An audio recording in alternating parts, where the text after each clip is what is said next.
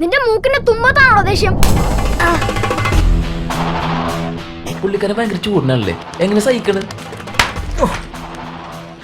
പ്രകാശ്, നീ പറയാനുള്ള പറഞ്ഞാൽ മതി, ഇങ്ങനെ മേത്തരക്കേണ്ട കാര്യമില്ല. ഇതെന്താണ് തൊടാൻ പാടില്ലേ? സോറി. എന്റെ അപ്പൻ എന്തായാലും സമ്മതിക്കുമെന്ന് തോന്നുന്നില്ല. എന്തിന്?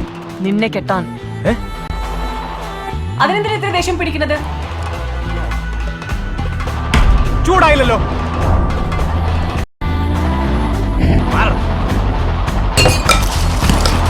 ഒരക്ഷരം മിണ്ടാൻ പറ്റില്ല. മൂക്കിന്റെ തുമ്പത്താ ദേഷ്യം.